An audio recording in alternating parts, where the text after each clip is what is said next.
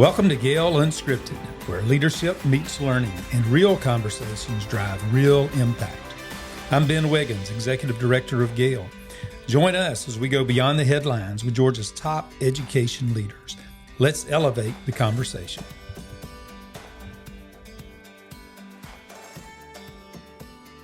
Welcome, GAEL members, to the first episode of GAEL Unscripted. We're so happy to have you today, and I've got two guests here with me from our GAEL staff. I know almost all of you, I'm sure, know, but just in case you're new, you may not.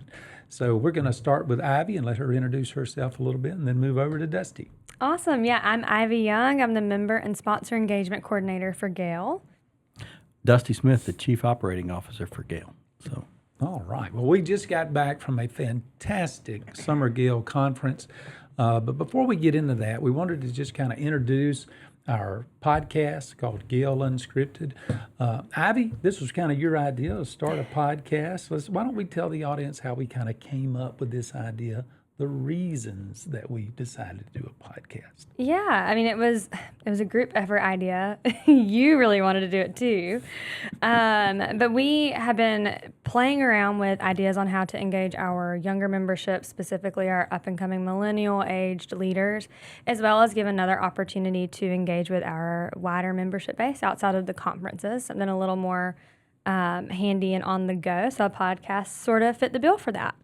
Yeah, we thought about it'd be a great opportunity to get all of our affiliates involved, all the different job titles and roles in education leadership, and be able to get out front and connect with our audience on a weekly basis. Oh, yeah, once a week. And right now our plan is, and I don't think that we're going to have any issue doing it, once a week on Monday mornings, outside of a couple of holidays throughout the year. So we are excited to make around 45, 48 podcasts this year, and we've already started. So yeah, we've already got about 20 that are recorded and in the vault and are ready to go. We've been learning this process. Our technical skills have improved tremendously from our first attempt until now. Oh, yeah. But we certainly appreciate all of you joining us, and we hope to have that out next Monday, August the 4th, and you are watching a GAEL Unscripted podcast. Well, let's talk about Summer GAEL. Dusty, why don't we start with you? We had well over 1,400 attendees, had lots of vendors. Why don't you give a couple of highlights of what stood out to you from the Summer GAEL conference? I think the main highlight, Ben, that we had at this summer, and it's kind of become a trend that has increased, is the engagement of our members and our attendees that stay till the end. We have a phenomenal speaker that closes out every conference, every GAEL conference. It's Phil Hartley with Pierre, Kirby, Kinziger, and Gwen. That's impressive. Huh? You did that. That's really good. Well, I mean, it makes sense. So, but Phil closes out the conferences for us, and in the last few years, we've seen staggering numbers increase to stay for those events. And I think we had well over 800 people probably in the room Tuesday afternoon when we closed out the conference of the 1,400 that you mentioned. So yeah, it's a great point. I noticed in the professional learning, I know Cindy Flesher and I talked about that. Our membership now is much more engaged in those breakout sessions. We've noticed that over the years. And our afternoon sessions are packed. And one of the things we got back from our survey, the feedback, is our members really enjoy the breakout sessions, and they've asked for more.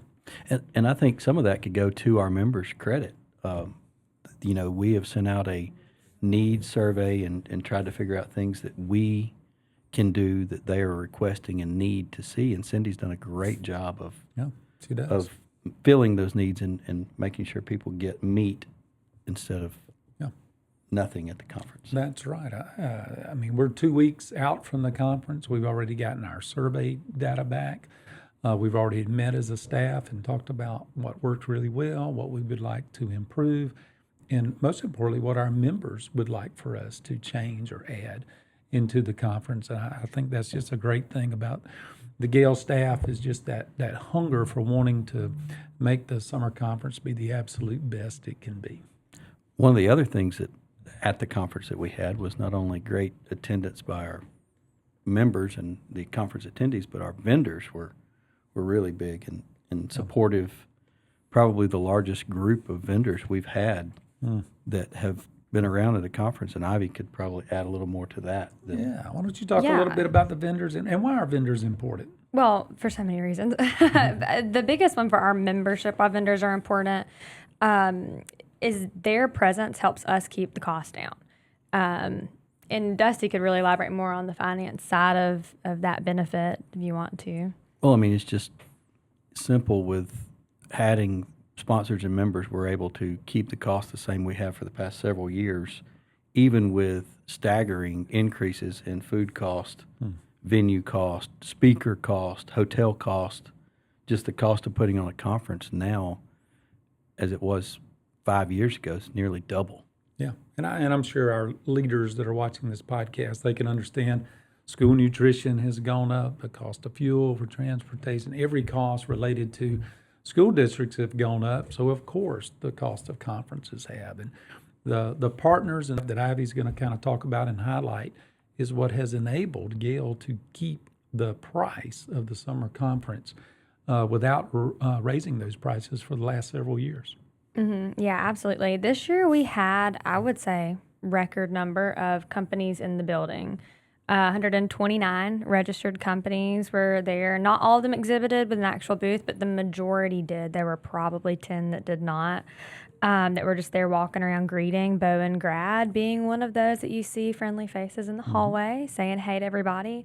But we had a lot of new sponsors and new exhibitors. So first time to any GAEL expo hall and conference. And I want to highlight one of them gave me a quote this year. And some of these you can see on social media. We got several great quotes from our members that attended the conference, but also some vendors. But Keita Asbel said, "The GAEL conference was the best conference of the year for us. We were so impressed with the organization of the entire event, the traffic through our booths, and the interaction with all of the participants. We will be back again next year." So a little off script for some of the conversations I had with the exhibitors was they bragged tremendously on our members for their intentionality and genuine conversations that they had with the attendees, with the exhibitors. I mean, and that was a popular comment to me walking around the expo hall from our vendors, which is great because I don't think a lot of genuine conversations or intentionality happen at other conferences. I don't know. I don't go, so I'm biased. But they were so impressed with our membership. So that's great and a huge compliment. Yeah, and that's the feedback we get is how engaging our members are and how much they appreciate coming into the halls and the booths and meeting with those vendors. And again, that's what keeps our vendors happy so that they stay involved where we can keep the prices at the same level. With those prices staying at the same level, we've also been able to add things to the conference the last few years. We've added, due to some sponsorships and some help from outside sources and companies, we added the dueling pianos. There was probably 1,000 people there. Yep. A lot of kids. A lot of Oh, kids. yeah. A lot of kids. My children enjoyed it. A lot of kids. We added the water park probably 5 or 6 years ago. It's been a great hit. I mean, it probably record numbers this year. I don't know exactly how many, but it Had was to be at least 800 or 900. it was a yeah. lot. It Easily. was a lot. So Yeah. Why don't you talk about that? GAEL's always been family-centered, but talk about why that's important or why we feel it's important for our educational leaders to be able to come to a conference at a place like Jekyll Island and be able to spend quality time not only with their colleagues from around the state, but with their families. We're very intentional about our after-conference evening activities to include those families and children. absolutely. I think not to correct you, but I think there's stuff in the conference too that includes. Oh, well, we'll the get to things, that in a minute. Let's stick for with the the after conference. the But conference. You are after- 100% right. After the conference, there are This is GAEL Unscripted. there are things that we do the water park, we do the dueling pianos, and kids are involved in all that. It does a couple of things. I think I saw people that may have worked together as assistant principals in one district, or in their kids kind of knew each other, that they become every year's a reunion for those children. Even an example would be the Branch and Brown kids. Jason Branch told me his oldest son spent the weekend with the Browns at their place, and kind of something that they just only get to do at Jekyll Island. That's right. So it's kind of neat for that. But I think that kids coming allows parents to say, I can go to this conference. My family can be a part of this conference. We can have family time. We're done every day by 4 o'clock. We got that afternoon. We have an event that night. Usually water park starts at 6. Dueling piano starts after the Low Country Bowl, which is also a family-friendly event. It is. That they can go have some time with their kids, go to the pool, go to the beach. I know we probably don't need to advertise that happens, but it does. I mean, they go have an all-day sit and get learning and then spend some time with their family and then come back together with the GAEL family. Yeah, I think it's important for our, children of educational leaders. I mean, sometimes being the son or daughter of a middle school principal may not be the highlight of your life. That's a tough role sometimes for the educational leaders' children in that community when their mom or dad is the leader and sometimes has to make really hard decisions. But I think it's important to have that network of friends, both for the educational leaders and the spouses, but also for those children, that they've got someone that's kind of in the same unique situation as they are. I think that's very, very important. Also, for our new people that have just come out of the classroom that are APs, they've given up a significant amount of the time that they would have had with their children during the summer. And this allows them to have that one come back together family event. Yeah. I've experienced that in my own family. My wife transitioning from a teacher to a assistant principal. Yeah. She spends a lot more time at the school during the summer than she used to. So my kids enjoyed going to Jekyll because they got their mom back for a couple hours. That's right. That's a great point. Well, let's talk about maybe some of the sponsors that make those things, or partners that make those things capable of us doing those. Let's talk about the sponsors for the Low Country Bowl and the dueling pianos, the water park, and the fireworks. So Low Country Bowl goes without remiss saying that our most long-time loyal sponsor, Corebridge Financial, with Alan Thomas being kind of the grand poobah of that group and event, has been a really I've been working for GAEL for 17 years, and Alan was here long before me. And so was the Low Country Bowl at Summer GAEL. I think at one point in time it used to be a private event that they invited people, and I think they just said, you know what, we want to invite everyone. Let's do it at the convention center. Let's have it for everyone. And we've been able to keep that, and due to their sponsorship, we invite everyone. Every attendee gets a ticket, and we keep the cost relatively low for the attendees' spouses and children to come as well. That's right. The dueling pianos this year, we had a few not new sponsors, but we did have Centegix came on board and sponsored that this year with us. Was right. Thanks to Daniel Dooley and Jay Floyd. We had American Fidelity was the other main sponsor of that event. Yeah. So just on that Sunday night, the Low Country Bowl, the dueling pianos, we couldn't do that without those partners. Well, and one other thing that it probably goes a little unnoticed, at least to those of us that walk to the convention center, Parish Construction does a golf cart shuttle from the parking lot. And while we've never had to park on the other end and walk down there, I know way out there. Yes, it is hot. It is far. So they bring several golf carts, They do. and they shuttle people back and forth from the parking lot to the convention center, All through the conference. Oh yeah, all day long. They've got some of their young guys out there. I mean, absolutely, just working for us to get people back and forth to their cars, right. and they also sponsor the reception. They do. So. I mean, they're a big part of our Sunday, too. Huge part. Well, let's talk about the water park and the fireworks on Monday night. That is a huge attraction for our families and children. Talk about the partners that make that possible. Yes. So, I guess 2 years now, right? The University of West Georgia has sponsored and presented the Family Fun Night at the water park. I don't know if you've had the opportunity to be there, but they show out. They've got tents, they've got fun sunglasses and all sorts of goodies, and are absolutely just having a ball with all the kids at the water park. And basically pay to rent out the entire water park. Yeah. So everyone else leaves. They close it down for GAEL. Everyone there could get a hamburger and a hot dog, too. That's right. Oh, yeah. Unlimited. Yeah. Eat all you want. Yes.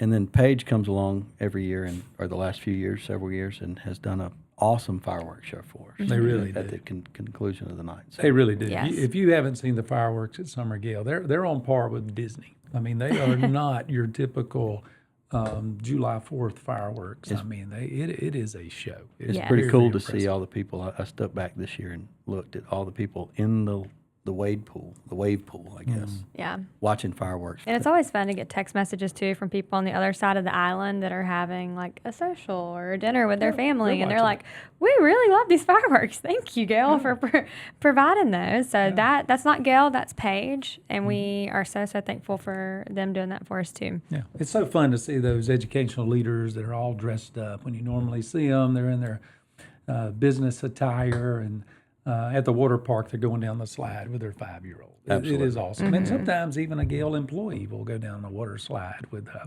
some of the children of our families. I've seen Yes. some Gale staff do that. Volunteer to do that on their own. desire to do that. That Look- is look a forward highlight to of it. Ivy's year is to go down the water park. It is the highlight of my year. All right. Well, are there any other partners? Yeah, just a couple. Coca-Cola, and Dusty, I'll let you take it away. You've been working with Don Osborne for a long time. Absolutely. We couldn't do the conference. We talked about cost early on. I mean, Coke providing the soft drinks at summer and winter, soft drinks and water at summer and winter Gale is an astronomical savings because people don't understand what these convention centers can and do charge for soft drinks or a bottle of water. I mean, unbelievable. and to have those donated to us really, really allows us to keep those costs down. Yes. Oh, yeah. And then also American Book Company has partnered with us the past several years to do all of our graphics for the conference. So the front of the program, the name badges, which we have upgraded. And, you know, I've heard nothing but good things about having the schedule on the back so people don't have to worry about keeping up with their program the whole time. The lanyards, I'm trying to think what else. They go above and beyond, their graphics team does, to help us. Well, they taught us how to do a podcast. They did. That is true. That's shout out to Lorenzo with American Book Company, and thank you, Devin, for letting us utilize your Totally trained us. media staff, because they have been incredible to work with and have really helped us elevate, I think, the feel of Gale and the look of things. So Absolutely. yeah. So one thing I want to say this year that happened 2 years ago at Summer Gale, but it seemed to be really a hit, and that's the Tuesday T-shirts Oh, Yes. yeah. sponsored by Varsity Brands. That was I an think amazing. the people like the T-shirts.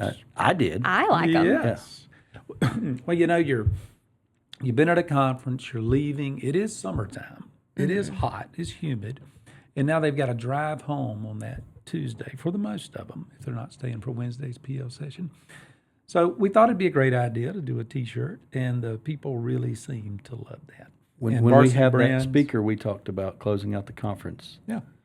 unbutton his dress shirt from Yes. the stage and don a Gale conference T-shirt. It was awesome. That speaks volumes, and thank you, Phil, for doing that. Yeah. It may have been a challenge that I put forth to him early on when I handed him a shirt. I said, I expect you to see it on you on Tuesday, and he kind of scoffed a little bit, but He to did see him Yeah. actually do that was pretty meant something. Very Yeah. powerful. Very powerful. Also, at the conference, throughout the whole conference, we would be remiss to include, with cost, 4-H provides breakfast on Monday morning, Yes. and back to those children, the Oceans of Fun. I mean, that Yeah. Talk about that. Tell our listeners what that is. They've got young children.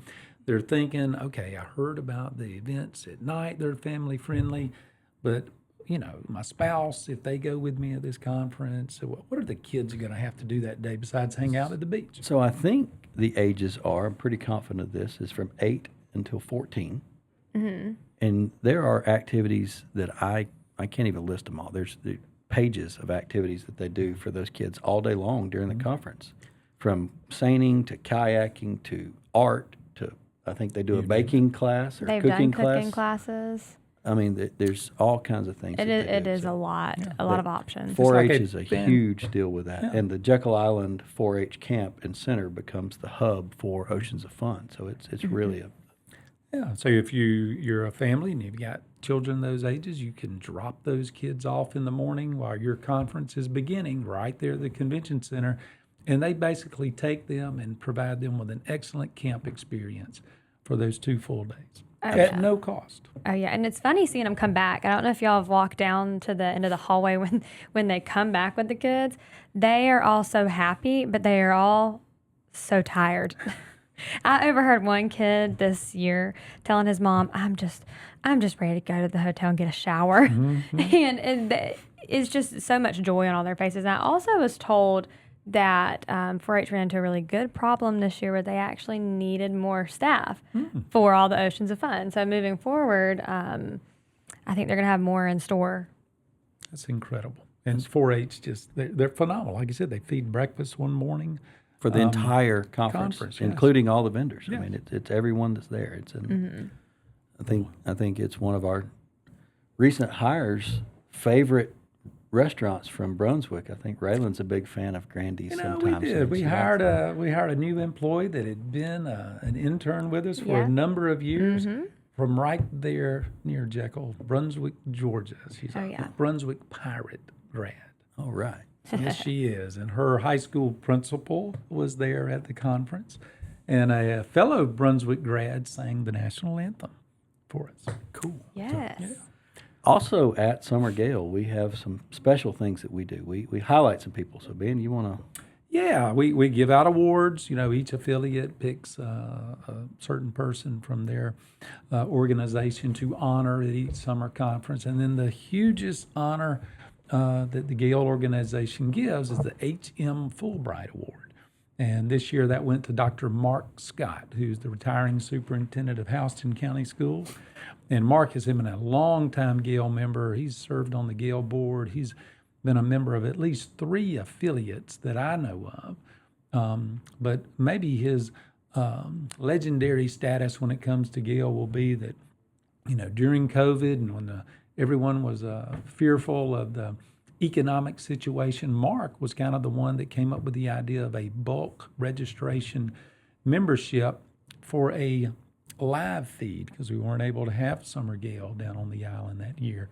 And Mark has been a tremendous example and leader of making sure that all of his educational leaders in Houston County are members of GAEL and the appropriate affiliate. On average, Mark will bring 100 people, educational leaders or more, to the summer conference. He's got his people at every level, district and school level, involved in professional learning, even though they do a tremendous job in-house in Houston County with their leadership development program. He sees the wisdom in engaging his educational leaders, both current and prospective, in being involved in the GAEL organization and the affiliates. And I think that just speaks volumes to the pipeline that Houston County has for their leadership and why they have so much continuity. So we honored Mark for a lot of different reasons, but that may be the thing that he is most well remembered for. Cindy Flesher introduced him that day, and she asked all the people in the audience to stand up if they had ever worked for Mark or with Mark during his career. And it looked like at least 25% of the room stood up, whether they're at Houston County or had been previously at Houston County. But it was pretty incredible to see the impact that he's had.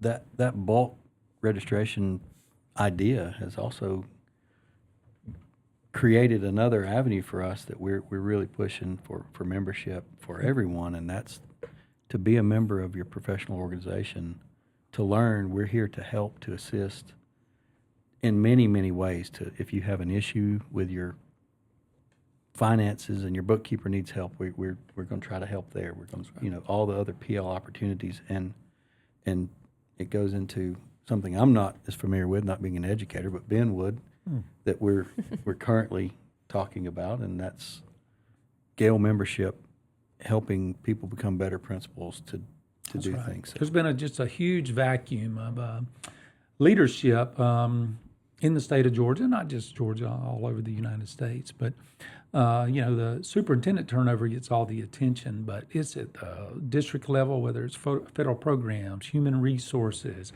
CFOs with finance, at the school level, from principals, assistant principals, human resources, it's everywhere. And that's why it's so vitally important we believe to have our school districts get their educational leaders involved in their professional organization. We just went, by the time this airs, it will have been a week before this airs, we were at the Senate, basically charged Dr. Jody Barrett, the PSC, to think of a way to improve both teacher and leader recruitment and retention. And so we'd been looking at a lot of data. And at that meeting, we shared that we went and looked at the top 20 districts rated by CCRPI with the GOSA rankings. Of that top 20 districts, the GAEL membership is so much higher than some of the other districts.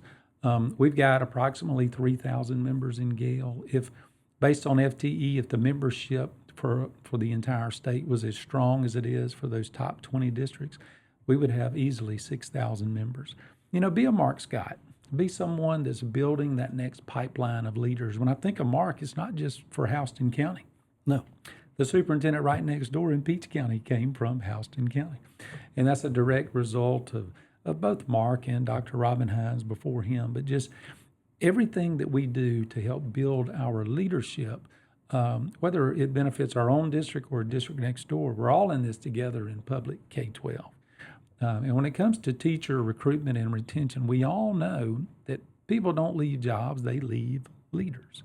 And so it's vitally important for us to make sure that we're providing meaningful, engaging professional development for those current and aspiring leaders in our state.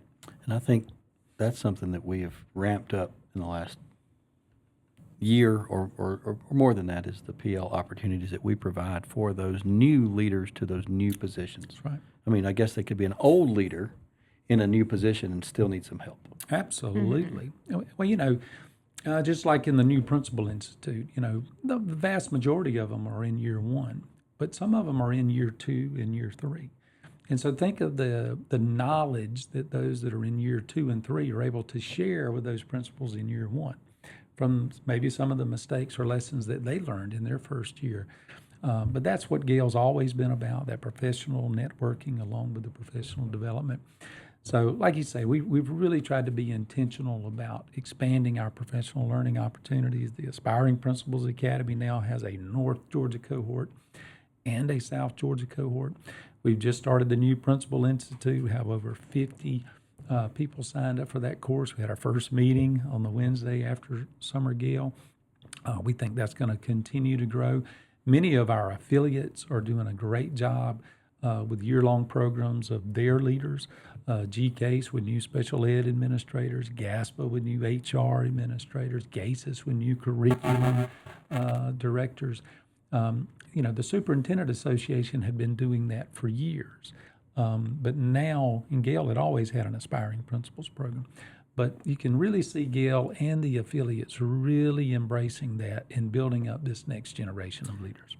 On that same thing, Ben, one thing we forgot, a special kind of guest, if you wish. It's an organization that we had at the conference, and this is the second year we've had them. On Wednesday, we have a group of leaders that come from more than just a state-mandated meeting. The State Board of Education comes, but now they're coming for the entire conference. They do. That speaks volumes for us to have those people come to see what our membership and our attendees are getting at. And we even had some legislative attendance there. We did. So you got all your state board members there that represent different districts all over the state. So our members are able to engage with them. They want to be engaged with. We had both the chair of the Senate Education Committee, Billy Hickman, and the chair of the House Education Committee, Chris Irwin, at the GAEL Summer Conference. Of course, Governor Kemp came again, gave a great message, and also joined us for a little reception right before the past president's dinner as soon as our GAEL board meeting ended. So it's a great opportunity for our GAEL members to come and rub elbows and have meaningful conversations with the people that are leading the charge for education, making huge decisions under the Gold Dome. Right. Yeah, so incredible. We do a webinar with DOE every year. Last year's it was focused on literacy. I'm sure we'll have more of that this year, Cindy Flesher kind of heads up all of our professional learning. Another thing that we offer is the Crucial Conversations training that Cindy does. She is a certified trainer for Crucial Conversations. So if you're a district out there or a RESA that would like for Cindy to come and provide that, get in touch, and she would love to do that. I think one of the goals of this podcast too, and I'm jumping in here, I don't know if Ivy may have stole this or not, or I stole it from her, is that we are going to have some leaders that may have some tips or some ideas or some stories that will help. So Absolutely. the podcast is a way of increased and different professional learning for our people. So Absolutely. It's going to be a ease of access in a way. To How long are our podcasts usually? 20 to 30 minutes max is what we're running right now. And we did that purposefully. We wanted to keep it short, somewhat brief, but enough time to really give some good nuggets of wisdom. I just listened to the one that's going to be our first podcast again the other day. And even as a former high school principal listening to that, there were 3 things that I wish I would have known while I was a high school principal, because I would have stolen all 3 of those ideas. Absolutely. And I think that's the purpose of the podcast, And what we really want is for our members, regardless of their job, to watch and or listen to the podcast, especially if it's jobs that are maybe that they think is unrelated to theirs. You need to understand the human resources, regardless if you're an assistant principal or a principal. They're so critical, and you need to know how to have those investigations and just all the things. So we really hope that our members will enjoy hearing from some really good veteran leaders throughout our state that are going to share some tidbits of wisdom, and sometimes it's even some lessons that they've learned from some struggles or failures. Yeah, absolutely. And before we wrap up, because, with the exception of this episode, the rest of them are going to be around that 20, 30 minute Are you telling me mark. we went on over? We on this are one? already at 32 minutes. But we're about to wrap up. We are. I just real quick, we are also bolstering our social media right now. So do go and give us a follow there. We're going to be on Twitter, Instagram, Facebook, and soon to be on TikTok. We have a great intern that is a proud graduate of Colquitt County High School. Oh, look at that. Moultrie. Yes. So her name is Grace. She is working on that right now. So follow us there. We're Georgia Association of Educational Leaders on Facebook, on Twitter, Instagram, and TikTok. We're going to be at GAEL ASSOC. So that's GAEL ASSOC. Awesome. Yeah. Well, we thank you for joining us today, and I hope you enjoyed this first little taste of our podcast. And we'll kick it off starting the following week. You'll be getting a weekly episode of GAEL Unscripted.